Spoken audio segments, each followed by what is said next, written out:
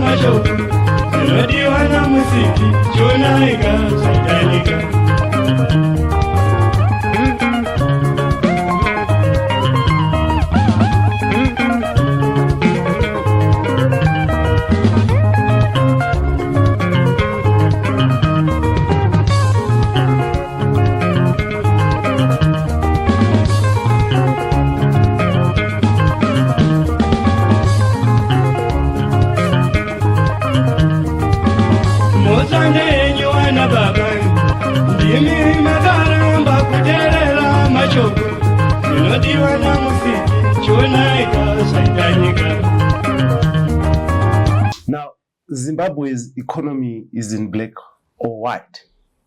There's one side of our people, especially those in government, who have been saying that the economy is making a huge turn and things are going to be better. In fact, they say that Zimbabwe is in a better footing and position than it ever was. On the other side, sitting economists say that the currency is tanking, the economy is on a tailspin, and the government has failed the people. Now, as we look into the coming week, where the new Reserve Bank governor, John Shaban, is expected to deliver his first monetary policy in office, we look at all these issues and bring to you the issues behind the so what of our Zimbabwean economy and currency. Now, join me on this, the Free Talk, just after this break, as I talk to a renowned economist on what Zimbabwe's economy looks like. I'm your host as usual, Dara B. Join me after this break.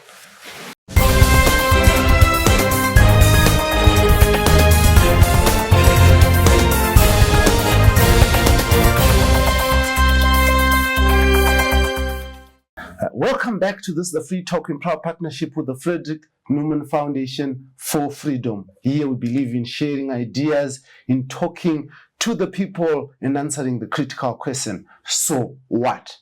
And today's critical question is on the economy, the people, and power, the real matrix that drives the nation, the economy. Now, joining me in studio is Professor Gift Mugano, who will be talking to us about the economy. Thank you very much, Professor, and welcome to Free Talk. It's my pleasure. Thank you, Dara, for having me here. Beautiful. Professor, let us just delve into the issues that matter. I'm not going to say you're a prophet, but you have been predicting that the Zimbabwean dollar is dead, and nothing can be done to resuscitate it. Just in the past few weeks, we saw it losing value, even on the bank rate. It moved from around 7,000 to 21,000. And if you actually want to see where it's going, you look at Zinara when you go on the toll gates. Just yesterday, they were using a rate of around 25,000 is to one greenback. Let's talk about this loss of value on our currency. No, thank you very much, Dara, and it's an honor to be here. And I would want to say that you are starting on a point that am I a prophet? I think that is an important observation. I would want to underline that the economics field has got a logical way of reflecting itself. And I'm saying this because I know government listen to this program. It's not being prophetic, it's logic. We use logic, and you know that if I continue to do this, behave like this, this is what you're going to get. And I'm saying this because we've been in these trenches for a long time. For the last 26 years or so, from 14 November 1997. when the Black Friday, when the Zim dollar crashed. What caused that? It was printing of money, right? So we have not learned anything for the last 26 years, and it's worrying because we are losing lives. The Zim dollar is crashing. It's a monetary phenomenon. You have seen that we're breaking the records globally. We are always number one on the wrong things. The number one in terms of inflation is around 1,600%. We are number one in terms of printing of money. Over a year, I was looking at the numbers. Money supply has been on the rise. It is increased by 2,000%. If I round it up, 2,000% increase in money supply. Economics is very simple. Excessive money drives inflation.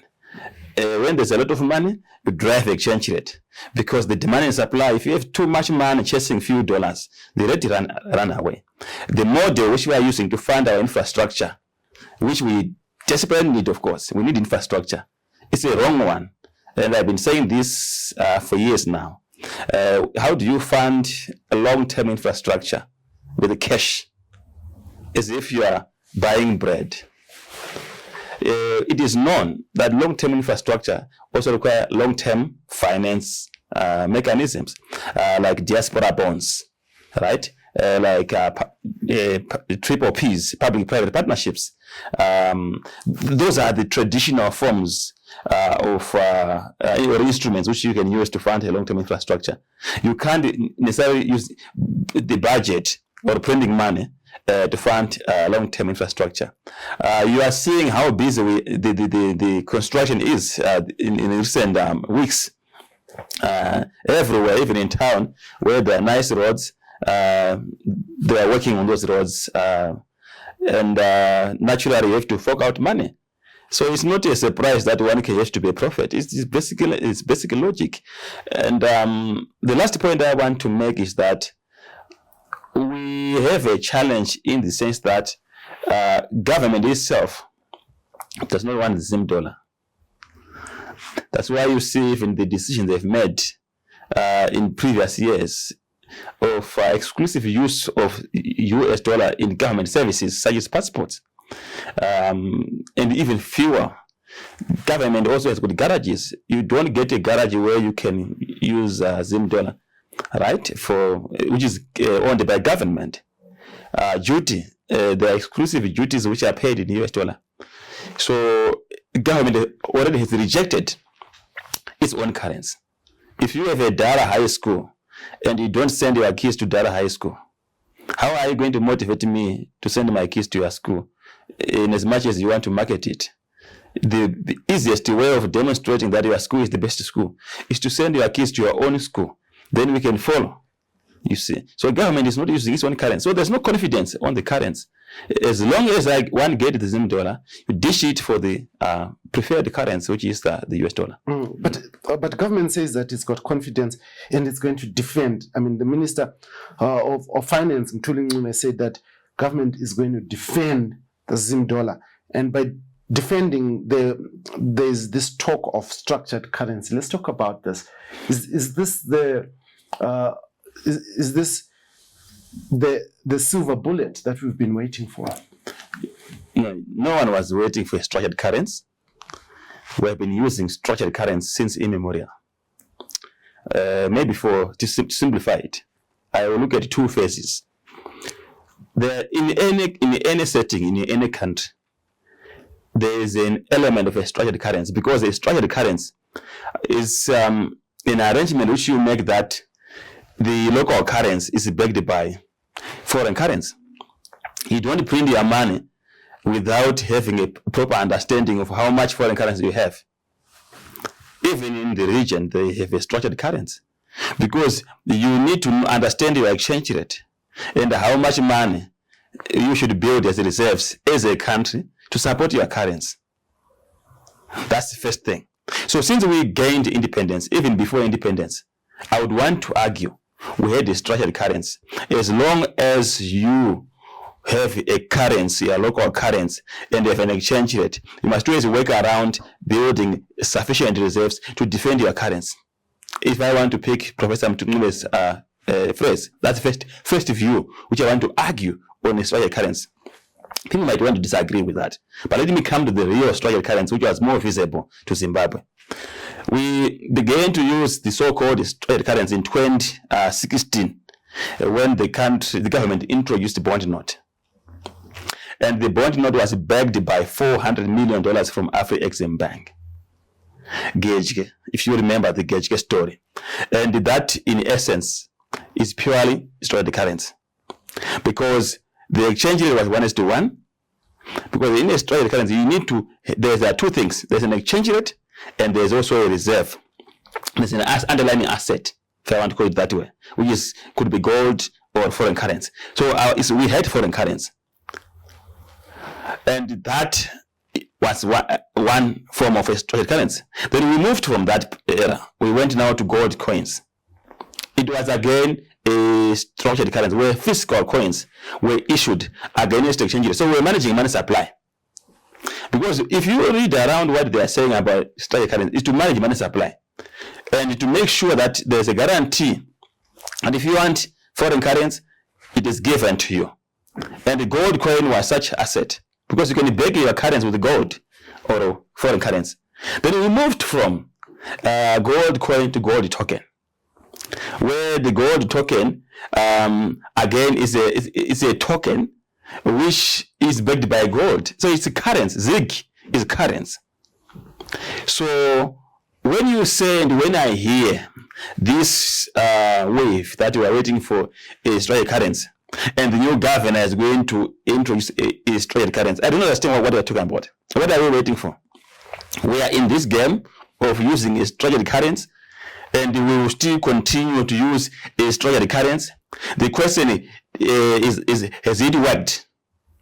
Before 2009, if we go back, we failed to defend our currency on the back of our recklessness in printing, in the monetary policy in particular, printing money. We failed to defend our currency on the back of the disruptions which took place in an organized land reform. Because the land reform was chaotic. That's long and short. So we disrupted the value chain, which were funding production. Because a currency can only be defended by production. So when we disrupted that, at the same time, we were printing money. At the same time, we went into DRC war in 1998 to 2000, right? Right. So those events were the pillars which destroyed our currency. So we destroyed the structured currency, the conventional structured currency, where you have your currency which is backed by reserves. Right? That's why you see IMF, they always produce records of international reserves in reserve banks. Because that is the backing, the currency, the asset backing the currency. So we failed that. Now let's come to the bond note. Did the bond note succeed? It didn't succeed because there were underlying factors such as lack of confidence in the system, right? And also it was distorting. How do you incentivize the exporters? Bourgeoisies, giving money to bourgeoisies. You incentivize what is not being exported. If you want to export, say, a new commodity like shoes, you have to create a reason for export by giving incentives. So it was abused. It was a useless scheme. It failed again.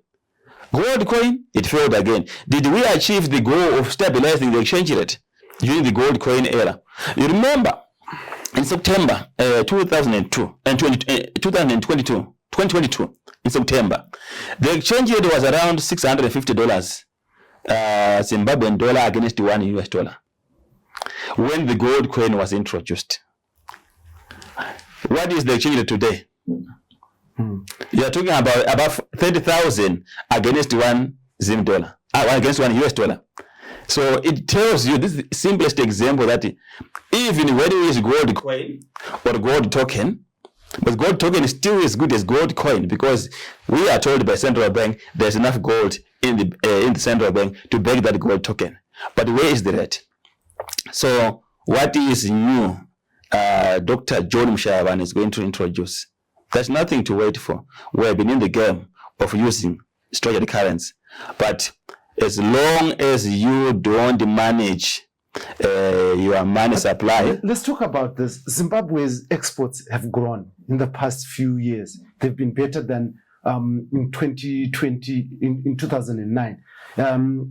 Why does our currency continue to take a hit when we are earning so much in foreign currency? I think that's a big question which you're asking, Blessed, which even government itself must ask themselves. Because when you have a challenge like this which you are facing, it's always wiser to look at what is around you. Where are your strengths? Our strength is in earning foreign currency. Seriously, if you are earning $12 billion in a year, more than two times what Kenya is earning, and Kenya has got over 45 million people, and it's a big economy than what we are. So one thing, there are a number of issues. The first thing is that we have a system which is quite porous in terms of how we are using our foreign currency. When you have $1.8 billion being siphoned out every year, it's an area of concern which we continue to hear, and this is a report which is produced in Parliament, and it's not a secret. And you are losing the foreign currency. When you have a command economics in the auction system, and foreign currency becomes a commodity for trading, I think that's the best business which one can do in Zimbabwe. You cannot then preserve your foreign currency to use it for production and support your economy. When you have an economy that is using US dollars as a currency, and it looks like I'm contradicting my views on the preferred currency. In Kenya, they don't use US dollars to buy vegetables. They don't use foreign currency as a currency of transaction. They use it as a currency for international payment. So we failed to build a case to defend our own foreign currency, which we are earning, to preserve it by using our local currency. So we use the US dollar as a currency of transaction because we have created a situation for that through policy missteps. And we have also taken away the confidence for the people of Zimbabwe to believe in Zimbabwean dollar, led by the government of Zimbabwe, which is also not believing in its own currency. So the foreign currency which we receive is not enough to support our gross domestic product, which is above $20 billion. So it becomes a scarce because when we were at university, we were taught that the demand for the major components which constitute demand for foreign currency is import. So you need most of your foreign currency for import. Then, of course, there are other transaction payments like dividends payments and servicing loans. But in Zimbabwe, if you look at it, the biggest demand of foreign currency now is no longer import. It's value preservation, where everyone, when you get paid, when you get salaries, when you are in business, you would want to then put your hand on the foreign currency to preserve foreign currency, your currency, your cash flows. So that becomes a tragedy. And as long as we don't rewind that and build back, put the frameworks which are required to build confidence and use our currency, Zimbabwean dollar, as the currency which is preferred. You know, I was in Zambia 2022, and I wanted to pay the taxi driver US dollars. He refused. He said, I want to purchase. And I was just dropping from the airport. So I then wanted to negotiate with him to say, you can change it at the bureau de change. You know, he just kept quiet. He was angry. Because it was like I was being stubborn. Because I was very innocent because I'm used to Zimbabwe. So he drove me to the bureau de change and said, change your money and give me my kwacha. So they believe in their currency because they've put the framework for the currency to be trusted. Mm-hmm. But yeah, my contention is that wouldn't it make more sense for us to have a stronger local currency because we are earning more in foreign receipts, and this should bolster the argument that our economy is failing because of sanctions and because we are being attacked as a country. Does that make sense to you? To be honest with you, this is a discussion which Zimbabweans would always want to disagree on without looking at facts. The facts which are available If you are losing $1.8 billion every year, is it because of sanctions that you are losing $1.8 billion every year? I'm not glorifying sanctions, but let's be honest. You argued, Prof, that Zimbabwe is running capital projects on a cash basis. Correct. That's hurting the economy. And the argument from government is, and those who are running this economy say they can't borrow because of sanctions. Okay. There's a big premium. And this is probably the reason why we lose that 1.8 billion, because government is trying to circumvent some of these sanctions so that it ends up bringing what is needed in this country using middlemen. And it's more expensive and it's costing the economy. Fine. So, are you saying that because of sanction, we must bless or glorify the loss of 1.8 billion US dollars through illicit financial transfers, which is a hodgepodge of corruption by private sector and government officials? That's number one. Number two, are you saying that our failure to think to institute diaspora bonds, as has been done by Ethiopia as an example? Ethiopia, they built a grand Renaissance dam, which is now at over 80% completion. The biggest dam in Africa, which is going to be to produce power. And estimates shows that they are going to be exporting $1 billion excess of US dollar in terms of exports. And the diasporans were the major actors in as far as contributing to the foreign currency earnings in Ethiopia, and also they use that as a vehicle to fund the diaspora, the dam. Zimbabwe is in top 4 in Africa in terms of earning foreign currency from the diaspora. The diaspora in Zimbabwe, the most stable and sustainable capital coming to Zimbabwe in excess of $2 billion every year. If it was investments, we've never seen that kind of investment coming to Zimbabwe since independence, which is reaching $2 billion a year. And we've been saying this. I've written a lot of articles. I've written to government ministers and even central bank to say, let's use a diaspora bond. I wrote a book chapter in this the various scholars in UK with Nottingham University, which we were trying to build a case for African countries to use innovative finance to fund infrastructure, and the countries are implementing that. You advise your own government, let's avoid short-term finance to finance infrastructure, and you don't want to do that because you would want to blame sanction. I don't buy that kind of argument. The long and short is that if we are producing bad results, let's reflect on ourselves, right? The infrastructure has to be funded by a long-term infrastructure. The diaspora, for them also to participate and have the heart in terms of investing in their country, they must vote, right? In some African countries where there's an active diaspora, they allow them to vote, because they are citizens of that country and they have a say in that country. And here we use the guerrilla warfare in economics, where we just do what we want, because we are not rational people. We are full of arrogance and ignorance, and we think that anyone owes us something. You cannot blame the wind for drying our lips if you don't lick them. This is the sanction we are talking about. It's the wind. The wind will keep on moving, right? And even if the sanction were removed, all of them today, are you saying we're going to be given $1.8 billion every year? Do you have that capacity to borrow the money? So you protect what you have. There's no way you can get that amount of money, but you are losing it, right? You were with a D-Cross. Last session I watched it, and quite alarming figures I heard about how much gold is being taken to Dubai, and I still don't believe what I hear, that we lost about 105 tons of gold to Dubai, and we're saying we want to bust sanctions. So if you were busting sanction by 105 tons of gold to Dubai, which is over $7 billion, where is the money? Why don't we see it in hospitals? Why don't we see it in education? Why don't we see it even in our infrastructure in the countryside? We're talking about the roads.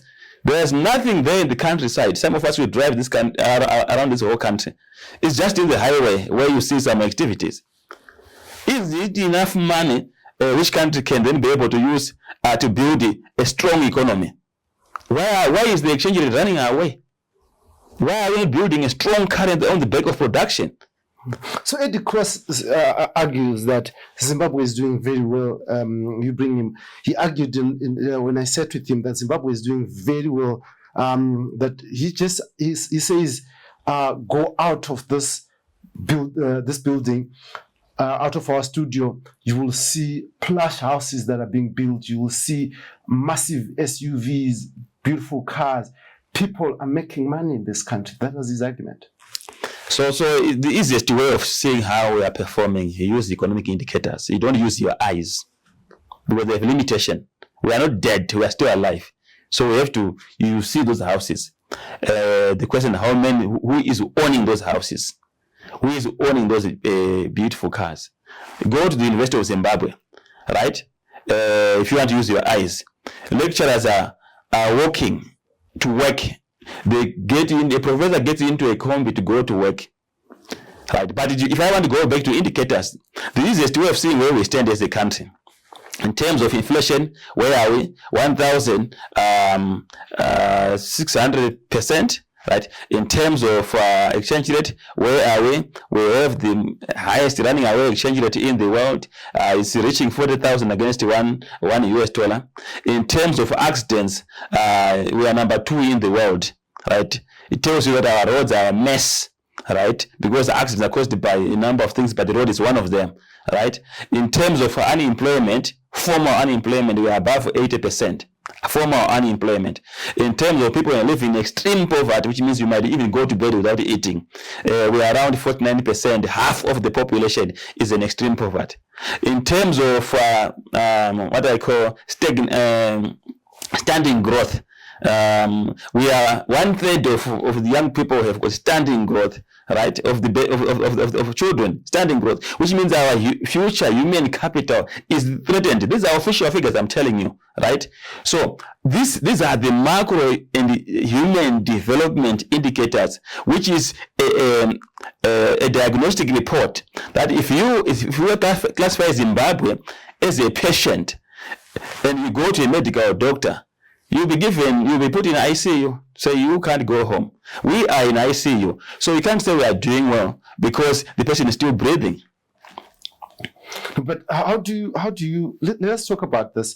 Just a few days, the Permanent Secretary of Information, Nick Mangwana, produced a report which indicates that there are almost 1.2 million cars in Harare, and a population just above 2 million, and this tells you of a rich people, a car per person, really.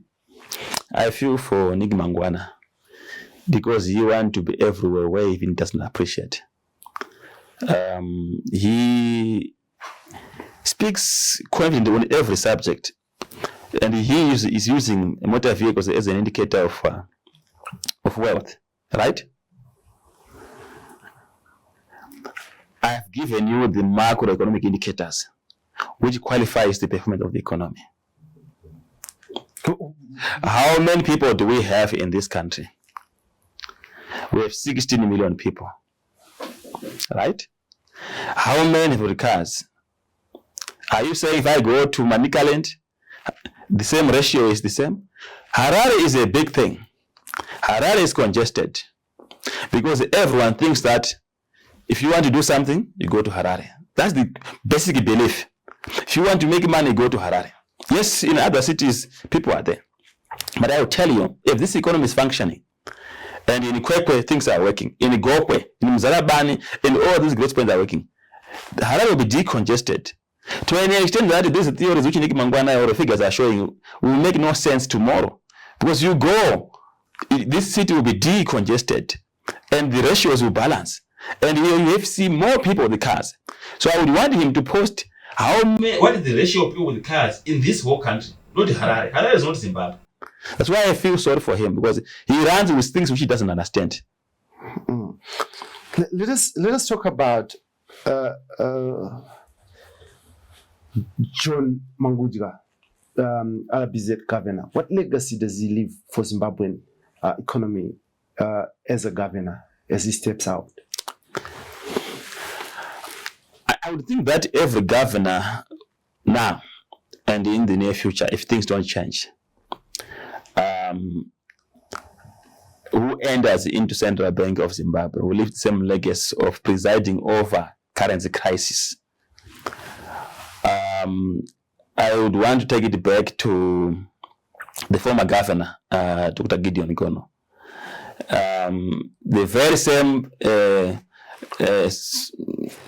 pattern which was prevailing at Central Bank of printing money has been the order of the day during the time of Dr. Gone and Dr. Mangudya. Just given you figures of how much money supply we printed over the last year, which is almost 2,000%. Something similar with what Dr. Mugano was doing in the printing press. The only difference, they are now using technological ways of printing, like the electronic printing of money. And I can still see the same when the new governor is starting his office. Dr. John again, Shavano. I don't see any difference. They will have the same legacy of, again, being clerks to Central Bank. I think so. Clerks because I noted during the time of Dr. Mangudya, he did not enjoy the independence of Central Bank. Being a governor who is running an independent Central Bank, you become like a clerk where you work on instruction, whether you like it or not, or you have to play the song. And I'll give you facts to this so to qualify my argument. I've seen excessive interference in the work of Central Bank by the Minister of Finance, in particular Minister of Finance, Professor Mutungube. And if you recall last year in May, Professor Mutungube announced mandatory policy measures, which include exchange rate control issues. I recall that in February 2023, the governor of Central Bank had reduced the deposit retention of foreign currency from 20% to 15%. That was his decision as a governor of Central Bank together with his board, right? But the Minister of Finance in May scrapped it off. So who was the governor? Who was the assistant to the governor? So the governor was the Minister of Finance. And likewise, you recall in May again, 2022, going backwards, Monetary Policy Committee had met earlier in April 2022 and announced monetary policy measures, which, among others, included a 5% quarterly growth of money supply. But the president, Comrade Idi Mnangagwa, in May, during the evening, he announced decision that, among others, banning of or suspension of lending. Those were not central bank decisions. And secondly, he pegged money supply growth at 0%. So even if you bring a governor who is a professor of economics from Harvard University, under the current political environment where the central bank is not effective, independent, you still fall prey to how the previous governance has functioned. So I will not put the blame on Dr. Mangudya. I will put the blame on the government for failing to ensure that central bank is independent. If you were appointed central bank governor, would you take that position? I will not, because I will be fired. I will be fired. I will break history by being fired in less than a month. Because obviously I refuse to be tossed around and to be told what to do. So I will not take something which will result in me being fired.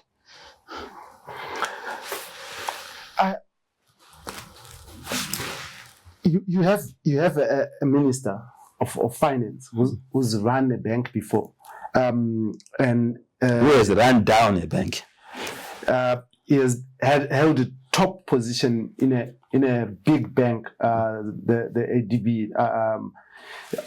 He was at the top echelons. You have a permanent secretary of finance who has run one of the big banks in Zimbabwe, Barclays Bank. And you have a central bank governor, I mean, with amazing credentials. And you are saying that all these credentials are failing to produce anything. The big elephant in the room is politics and political will. And I think it's an area which we write in extensive way in economics. For any country to function, let me separate politics and political will. Political will on its own. There should be a political will from the highest office. There should be a political will from the levers of government to support a particular institution to work there. So if you look at what is happening, if I want to take the credit which you are telling about, I'll bet their own weaknesses as individuals, right? You would see that I was right on what I was explaining on how governors in central banks fails. There's no political will in the total government architecture to allow them to function as individual professionals. The Minister of Finance, to be quite honest with you, is a decorated Minister of Finance in terms of qualifications, but I have a sense that it's only heavens who know what is happening behind the scenes. I get worried when I see those colleagues which have mentioned, when they are quite stubborn that things are working. We're going to defend the currents. This is a statement coming from them after having failed in the first instance. You know, when Professor Mutungwe took over office, he took over office when they were still Gejke. In 2018, the change rate was 1:1. And you see how he has gone up and down, flip-flopping on Zim dollar, US dollar. It only tells you one thing, that politics takes the way of economics. Professor Mutungwe is not daft. He is not a perfect man. My brother George Kwamatanga, as you have said, he is not daft. He is very knowledgeable. But what has happened, the whipping system of Zanu PF, I guess, has also gone into the policymakers. How do you say someone is being whipped? I mean, don't they voluntarily accept these positions? This is why I asked you this question. Would you take that post? Yeah, so whipped, you are told what to do. You are told the narrative said this is where we are going. I'm prophesying. Because I don't understand why would one, the mistakes they've made, we can spend the whole day talking about their policy inconsistency, policy reversals, policy misannouncement. It's in the public domain. It can't be done by a rational technocrat like these colleagues. There's a sense that there are certain decisions which are being made. One example, let me just make one striking example. Do you think in his right senses Professor Mutungwe would stand with the president on his right and the governor central bank on his left and allowing the president of this country to suspend the lending under normal circumstances? Aren't they the advisors? Probably the advisors. No, but I'm saying if he is the professor, I know, and the Dynamos being the governor, I know, and the decorated banker, I know, who knows that lending, credit creation is the blood, the life stream of the economy. And here are their advisors, as you are saying, they advise the president to say, stop the flow of blood in this economy. Do you think they are the ones who decide? I would refuse that they are not the ones. That's why I'm saying it tells you that there are certain decisions which are being made in this country where technocrats are not given a chance to make decisions. Politics gets in the way of technocratic thinking.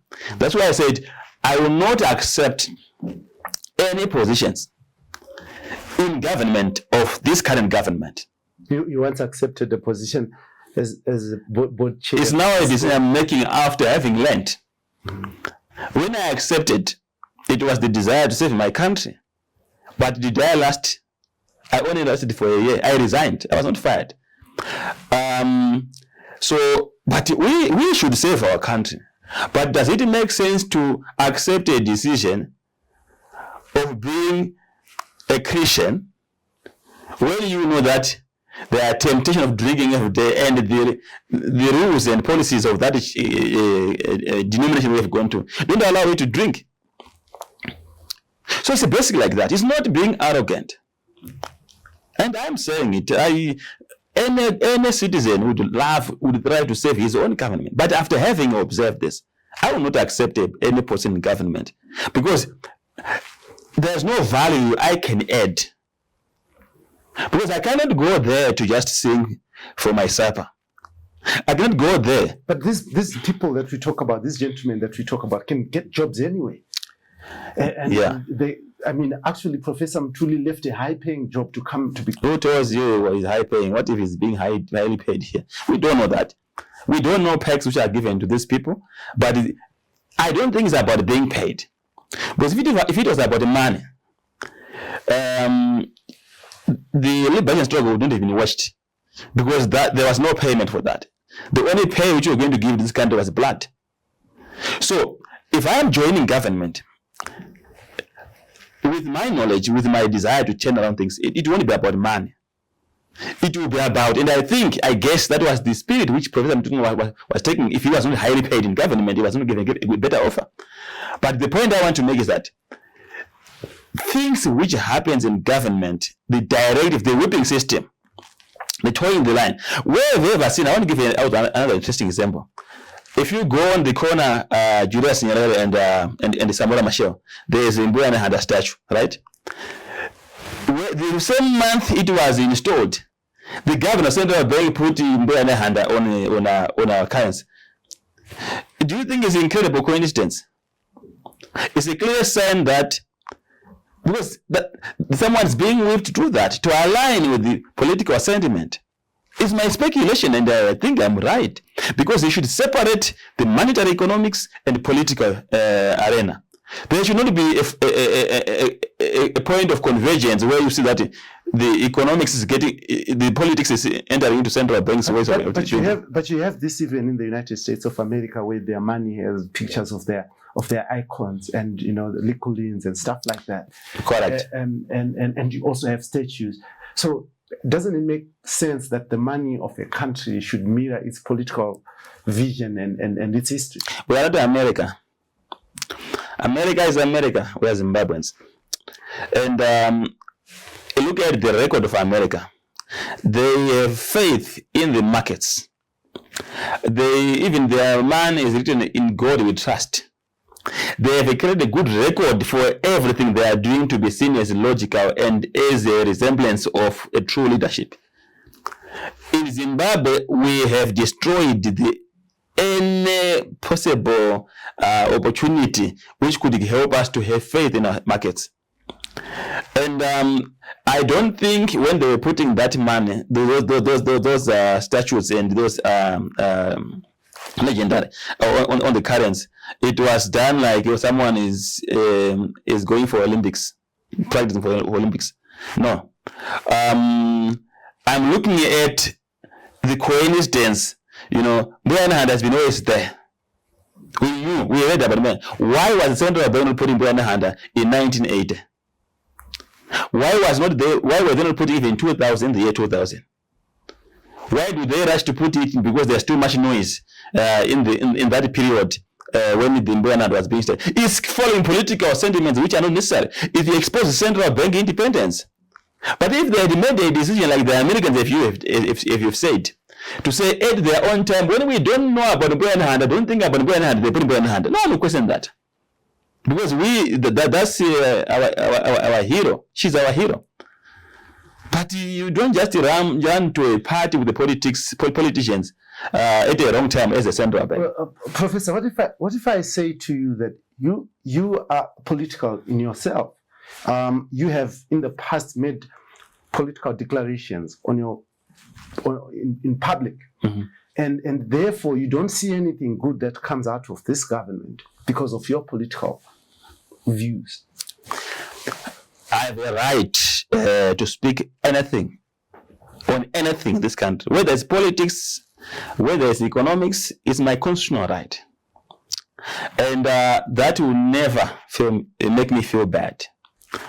I know this is a subject which people would want to whip you and say you are an economist, and that I will refuse, and I will refuse, and I will refuse. As long as I see value in speaking on political issues of interest to this country and what I think I have a view to say, I will say it. But because you have taken that political that will not blame, I will not change the figures of this economy. I am not the economy. I am Gift Mugano. Even if I don't like Zanu PF, and that is on the record, I don't like Zanu PF. They don't like opposition. I don't like them too. It's on record, and it will not change. I will not feel any bad about it. It's my decision. Not Zanu PF the name, but the culture and the character in them, which has taken us to where we are, where the indicators I've given you are as a result of their mismanagement of the economy. That's what I don't like. I'm an economist for the poor. So let them run the economy in a proper manner and give me no reason to comment in a critical way. Because I'm not manufacturing figures. Their own ZimStats produces poverty levels which are around 49%, and I'll talk about it. It's not me. I had a discussion with a comrade Mchangwa before the fallout, which he then went on public media barraging me with attacks. He had initially talked to me. And I'm saying it because it was a good discussion which we had. It was not a personal. He was saying, comrade, this is a new year. Let's support our country. Let's talk positive about our country. I said, I'm a Zimbabwean. And I would want to write a story. And I gave him a challenge. Give me the good story so I can write about it. Whenever I look to the left, I see bad things. When I look to the right, I see bad things. When I look forward, I see bad things. I see hospitals without drugs. I see people dying. The ambulance they don't have, they're not equipped to be an ambulance. It's a pure truck coming to pick someone at an accident scene. Right? We have helicopters that Where are the helicopters? And they are the helicopter solution. We have the whole health system in the graveyard. So Gift Mugano will never write a narrative for Zimbabwe economics to say, this is what I wish. I comment on what is on the ground. The same way medical doctors will tell you your state of your health. So it's not for me to say, I don't like Zanu PF. And I don't see anything good. Let them give me anything good. Common Jama could not give me anything good except Manise. And Manise is not the economy. And we've not seen anything out of Manise. It's still being constructed. So what do I talk about? I've given the figures. Even the infrastructure you are talking about, I don't support it the way it is being put. But you spend all your life in infrastructure. If you are a father, you are busy time building sewages, and you don't feed your kids, they are dying. There's no medicine. They aren't going to school. Do you think your family support you to say these infrastructures are good? Very expensive infrastructures, highly costed, using cash to do that. We need infrastructure, but let us be rational in the way we are doing our things. So our job and my role, and I want to specify this, is that I am an independent voice of this country, representing the poor. That's my job. That's why I came back. I represent the poor, not the government of Zimbabwe. And even if they say they don't want to listen to what I say things on behalf of the poor. And those poor people and those people in the formal sector and in businesses and everywhere will take my advice to survive in this stormy economy. But you speak only about Manise. Just about a week ago, actually a few days ago, President was opening a food processing plant, a big, amazing food processing plant. We're talking about how this economy is transforming. We have seen mines coming through. We are seeing a lot of production in the level of this country. Don't you see that good story? So the challenge which we have is that we become very selective when you look at the economy. The economy don't work like that. Let us compare 1996 and today. 1996, we had a diversified, well-functioning economy, which was growing at an average growth rate of 10%. In terms of our exports, we were exporting around 32 products in a balanced manner in terms of the share of each commodity as a share of total exports and to all the region. The Southern Africa was never dominant source of export destination for Zimbabwe, going as far as Europe, Western countries, America, and Asia and Africa, a balanced geographical distribution. In terms of our savings as a share of gross domestic product, we're sitting at 25%. I was in high school during that time. Our teachers were putting $20 in their pocket just to show us off when they come to class with the white shirts. So you do envy to be a teacher. That I want to be a teacher because I want to have that money in my pocket. We would do envy. I remember, just give you on a lighter note, that in our rural areas in Chimani, when you are caught with someone's sister, in the rural area, you will be beaten, right?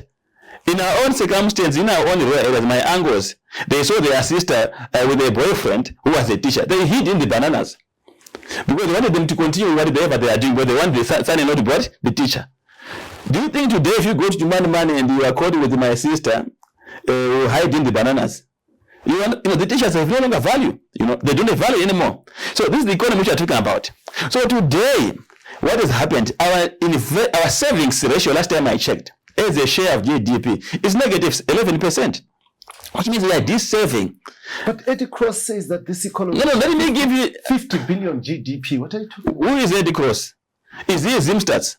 Zimstats figures of GDP as of end of 2023 is 20 billion. 20 billion. If you want, it's $120 trillion then divided by 6. The exchange was 6,000. It's 20 billion. I can't sit here and tell you that GDP is 100 billion, even if I want to support government. I can't sit here that GDP is 2 billion because I don't like government, Zanu PF government. No, the GDP is given by Zimstats. That's the official statistical agent for this country. Right. So, but what is very important with GDP is the macroeconomic indicators which are caused by that size of the economy. The joblessness, the rot in the hospitals, the wage erosion, and the meaningless salaries going to workers. This is where we are. So if you tell the economics of today, if government is going to be functioning, they should not tell us about the economics. People in Chimani should know that the government is doing good things because they should see stable prices. If I sell my bananas, like what we were sent to school by our parents when they were selling bananas. People were being sent to boarding schools with bananas. Who is going to send his kids to boarding school selling bananas? So the economy is not functioning. That is what is very important, not what they say in the comfort of their chairs. It is the economics at the household level. Did I eat today? Is there electricity? Is there a good road system? Are there functioning markets where I can go and sell my products? Right? Is there any good cost to go to school? What is happening to drugs? Why look at drugs? Were they drug scourge in 1996? So 1996 to me is the best year, which you can use to compare where we are. So you can't tell me when you open even the biggest plant in Africa, you say we are doing well. Like the Manisa, which we hear about, which has become the economy. We are not going to be selective. We have to look at the broader economy as it is, so that people can have faith that things are working. We don't have to have meetings where we are told we are going to defend the currency. We were defending the currency in 1996. So the long and short that I want to end by saying on this point, if we don't accept that we have a problem as a country, we don't solve the problems. This whole narrative of propaganda does not work in economics. It only works in politics, where you brainwash people. But in economics, we define it as a science of choice. It's scientific. It's logical. So, but the beauty about economics, everyone will end up seeing that this is a lie. Even in Zanu PF, I see them on Twitter now, they are disagreeing. I've never thought that intoZim's to go on rampage against the Central Bank and Minister of Finance. You see? What is it they are now seeing? Let's talk about the drought that we are facing. What effect is it going to have on this economy? It's a massive challenge which we are facing because we're an agro-based economy. And to start with domestically, it tells you that the movement of money amongst economic agents, businesses, and people will be very limited. And poverty levels will be rising in the rural areas because there are no pieceworks, and also some contracts will not be coming through in some sectors of the economy because of a lack of output from the farms. So at a household level, we will see a rising poverty. And now at a macro level, at a national level, you would note that 70% of the raw materials which are used in the manufacturing sector specifically are coming from the agricultural sector. So what it means that we are going to have a situation whereby the import bill for the raw materials, excluding food, will be very staggering. The import bill for food also on its own will be in excess of $1 billion US. And this is going to be draining foreign currency because it's happening at a time where there's a Russia-Ukraine war, and there's also a war in the Middle East where Israel and Palestine are in war. And this has affected the global prices, particularly food, to the extent that the food prices have gone up to around 50% globally. So we're importing food at a time where we have a shortage of foreign currency. But allow me to say that there's a double tragedy in the sense that on the drought, on one side we have a drought, and on the other side we have also depressed commodity prices. So our foreign currency receipts this year are going to be going down. At the same time, we are going to be importing more food, more raw materials, more power in terms of electricity, because again the drought affect power generation, because this is a drought in the region, and we are getting news that at Kariba the water levels are dwindling. And I also think that the wheat will also be affected because of the water levels, which will also be affected in our dams, because the dams were now used as a way of mitigating some mitigating measures in farms. So yes, I see government is targeting a staggering 120,000 hectares of land for wheat. I don't know whether they have enough water. It also affects that. So basically, this is an external shock in the system. It will make things worse. The prices of minerals has been hit, and we have been banking largely on minerals. We've seen companies like Zimplats retrenching. Let's talk about that effect on the economy. Correct. So you need to know that our total exports, 70% of our total exports or foreign currency is coming from minerals.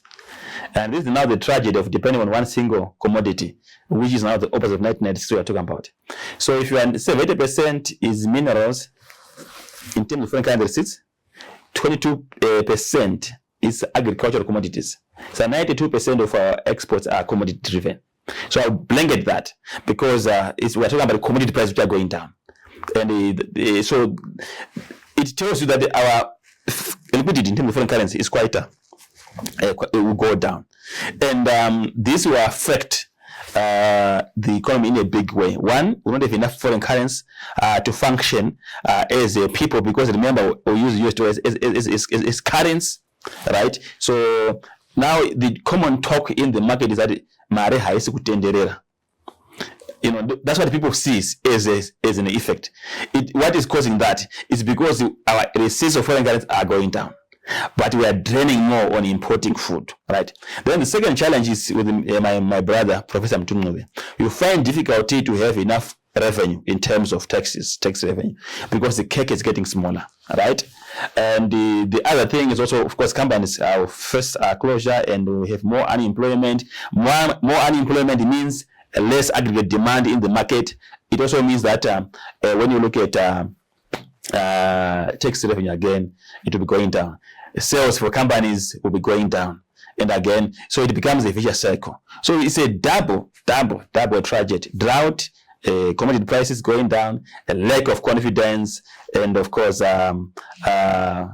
no shared vision as a country. If you were John II, and you are about to deliver a monetary policy, what are the issues that you'd look at the core of? of stabilizing this economy.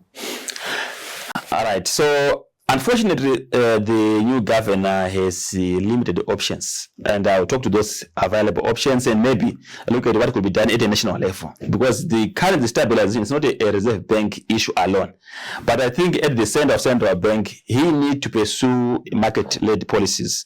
He needs to have a market-determined exchange rate at the and go again and remove this whole command auction system or command economics. The rates must be liberalized. You need to work around his interest rates to an extent that they should be above inflation rate. And in this instance, I'm talking about interest rates in US dollars, not in Zim dollars, because Zim dollar is dead. There's nothing which he can do at this moment to focus on Zim dollar. He must focus on instruments focusing on the US dollar.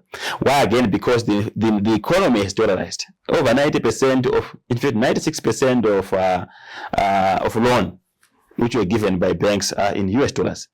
88% of deposits are in US dollars. So you can't focus on a currency which is no longer there. So you want to kind of solidify confidence in that currency and avoid running away also inflation in US dollar. But I think what he should also do is to, with him and the government, to allow central bank to be the central bank which is independent. I think for the last 20 years or so, the central bank has not been independent. And I think those are kind of few things which I want us to look at. The bank charges are a big issue. And I think there is need for serious dialogue between central bank and banks to have a moral situation to say what could be the best way to deal with the charges, because it's one of the things which is restricting deposits going into the system. But that's at a small level. The big elephant in this country is politics, right? And that's where people don't want to hear as economists talking about politics. But I have never read a book of economics which is a serious book which tells the political side of economics.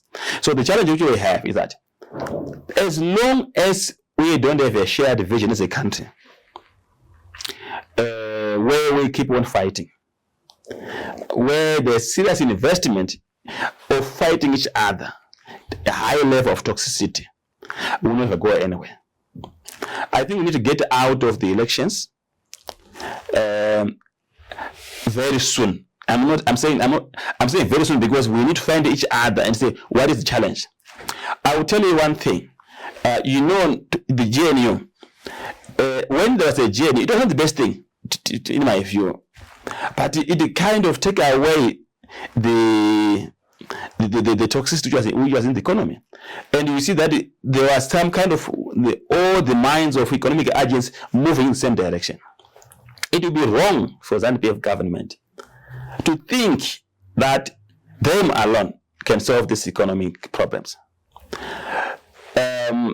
I will say this, and I will keep on saying it, that Nelson Chamisa had over, in court, 2 million voters. Even if you want to give him 1.9 million voters, it was given by ZEC. Those people, they see him as their president. Chamisa is the president for those people. And they have respect for him. And if he was the president today, whatever he says, they'll follow it because they would want to support their president. Likewise, Zanu PF, who voted Comrade Emerson Mnangagwa, have something they like about him. And you see them supporting him, saying some sentiments which are supporting their president. That's a normal thing in life. So, if you look at it, this country is broken into half. The Chamisa-led people in court because they sit in the heart. Chamisa sit in the heart, and the President Mnangagwa people. So, policy implementation now, the challenge which happens is that if you put a policy as government, particularly in an economy which is 80% informal, those people in the informal sector, you cannot police them to force compliance. There should be a moral suasion driven by national consensus that they agree with their views, they have shared view with you. Then they have to follow. For example, banking money, putting money in the bank. So government of this day, of modern day, today, the Zanu PF government, have no capacity to police over 6 million people in the informal sector and whip them. They just need to have a moral suasion. The same way, and let me give this analogy, when the struggle was fought, people made a sacrifice that we are going to die for this country.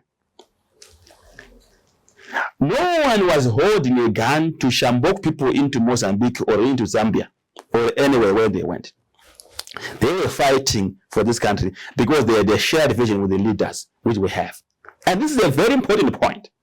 Today, Zimbabweans can't put money in the bank, because if you put deposits in the bank, that's the starting point of solving the economic challenge of this country, because you have reserves, you now have savings, you now have investments, the economy is functioning. We go back to 1996.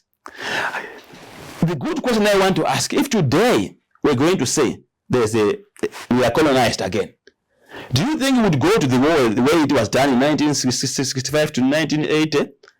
If we can't put the money in the bank, which can be lost through erosion, inflation, or whatever policy, but I've still remained with my life.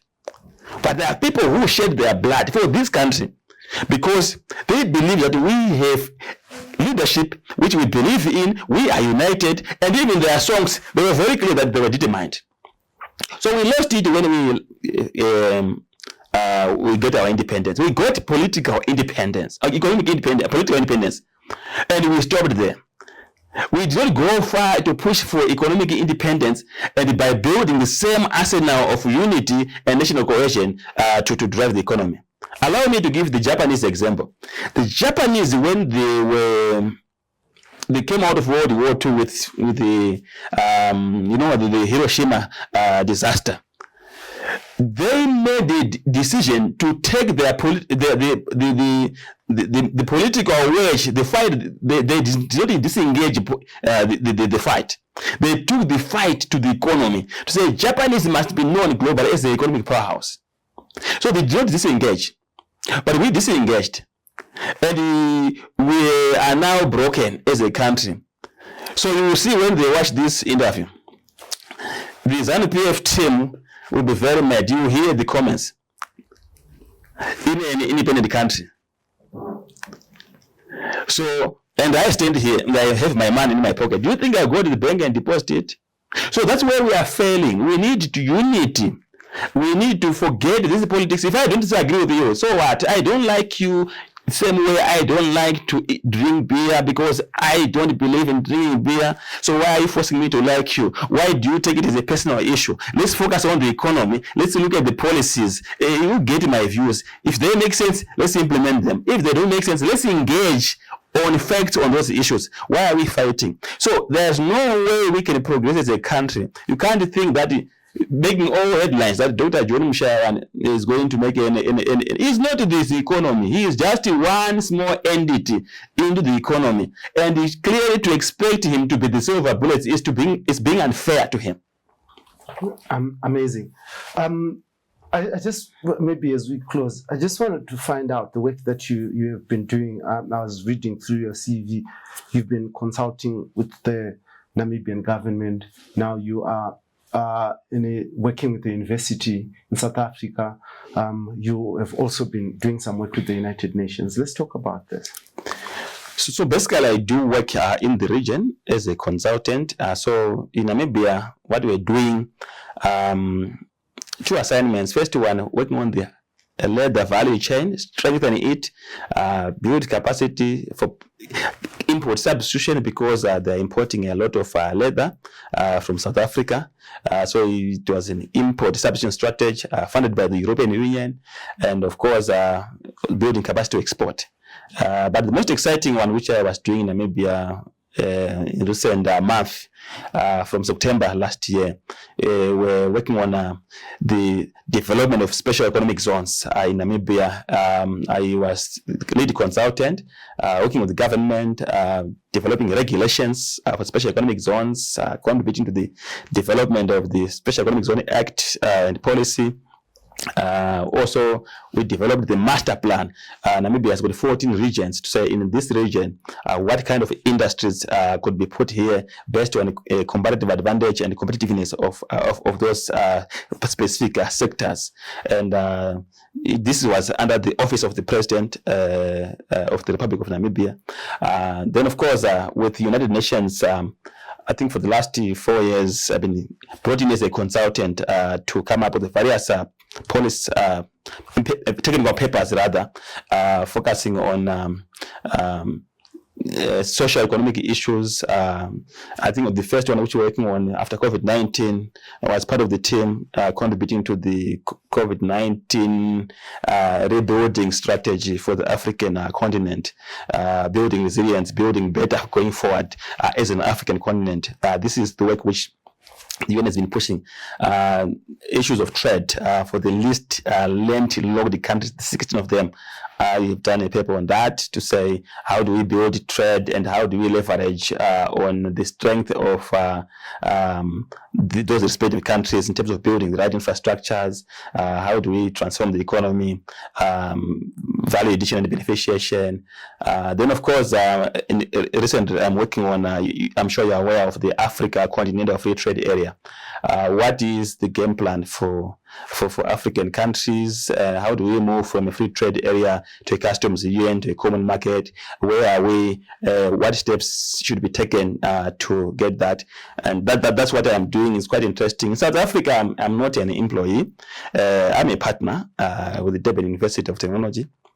Of course, I was given position of a director to work with them in building a strategy around the role of the university in the various communities. So, for example, we're talking about how do we develop tourism further in KwaZulu-Natal.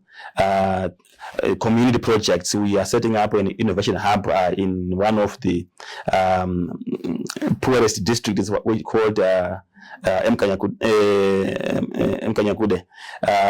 where there are poor women, and we are developing innovation center where they will be given support. Actually given land by the Ministry of Agriculture, 10.6 hectares, to set up an innovation hub where they will bring in experts from across various disciplines, animal science, scientists, to set up an innovation center which produces natural drugs, vaccines for the animals, training women on market linkages. We are developing a market linkage program for the goat farmers, particularly focusing on women. Right now, we're scoping the market to say where are going to be the markets in the Middle East, also locally, and how are they going to manufacture their own stock feed using their own domestic local resources, things like that. I also want to talk about capacity building programs in municipalities, something we are focusing on. How do we strengthen municipalities to build enough revenue to provide service delivery? Your innovative finance models, municipal finance, so things like that. So it's a hodgepodge of various things which are doing. Very exciting. What excites me is that these governments, they don't focus on politics. You know, in Jozini municipality, Egogin, in KwaZulu-Natal, the ward in which we are operating is run by an independent councillor, right? But when we go there, the Premier's office, the Minister of Agriculture, the university, they are hosted by the ward councillor, who is an independent councillor. But these are ANC-led government officials. Can you imagine in Zimbabwe, if there's an opposition MP or councillor, and you see all your government officials being hosted by him or her on a particular interesting project? Do you think it's possible? There will be a lot of sentiments to say, what were you doing there? Even the people in the community are now paralyzed. They ask, what they are doing, is it all right? I see it when I move around, when you want to phone people, talk to people, colleagues whom I was with at the university. If they are bosses, they don't respond. They just ignore. They'll phone you later and apologize that I was with my boss. So how do you live your life like that when you are too afraid to live a normal life? As if I don't understand which planet in which we are. Amazing. I want to thank you very much, Prof, for coming through and having this conversation with us here on the Free Talk, Power Partnership with the Frederick Newman Foundation. We were talking money, people, and power. But Prof, before you leave, I'll just allow you to talk to the people of Zimbabwe. Just something probably that is sitting on your heart that you would want to share with us as your conclusion. Right. So I thank you very much, Blessed, for this opportunity. And I would want to say to my fellow countrymen and women that we are Zimbabweans. And on 18 April, we are celebrating 44 years of independence. Independence which we got through hard-won independence, through blood was shed, sacrifices. We still have war veterans who are limping. We lost relatives in every village, in every homestead. We contributed as a people to fight for this liberation of this country and for the independence of this country. And today we are here. We need to reflect back and say, what were we fighting for? We respect our heroes. We are going to be celebrating the independence. 44 years down the line, what do we have? Did we do right? We need to take stock and say, even those who are leaders who are seniors to us, they need to visit their conscience and say, what were the real reasons to go to the struggle? And are we not being self-inflicting colonizers of our own to our own people, regardless of which party you belong to? There's no shop for Zanu PF. There's no shop for opposition. We go in the same shop. We go in the same hospital. We go in the same school. We drive in the same roads. So we must unite as a people. We must celebrate our differences and be able to take what is good from each other. And we must take away toxicity. The bad news is that the world is moving. It's not waiting for us. So you and me, we have a role to contribute to this economy. And I want to persuade everyone, the generation, middle generation, and all the people, our seniors, to unite and start to do things differently. Let's challenge our economic, our mental faculties and say, if we are the most educated people in the continent, is this what education reflects? Where we cannot talk, where we cannot sit on the round table. We want to do international engagement as a country. Fair and fine. Did we engage domestically? We must find each other. So let's work together. You and me, we can make Zimbabwe great. Thank you. Amazing. Thank you, Mfundisi Mugano. It's from the heart. Yeah, it's from the heart. Yeah. And I came dressed like this today because I know the professor is always on point when he comes for interviews, dressed by Chera. Now, Zimbabwe faces a drought. Issues around food security are going to be topical this year. Minerals, the price of commodities is also slowing, and this is affecting the economy. Now in Bulawayo, there's serious water shortages. The dams are drying. This will also affect industry there. Electricity generation, power generation is also tanking. This is going to hit the economy even harder. Now, how will we survive? Will companies survive this? Will government be up to the task to ensure that Zimbabwe's economy does not tank to a point where it cannot be resuscitated? Now, this was and this will always be the Free Talk with me, your host as usual, Dara B. Thank you for choosing us as your station of choice here on Heart and Soul TV and radio. We are the talk platform that allows everybody to be heard. Until next time, thank you for joining me. Thank you very much, Prof. Thank you. Thank you. Beautiful.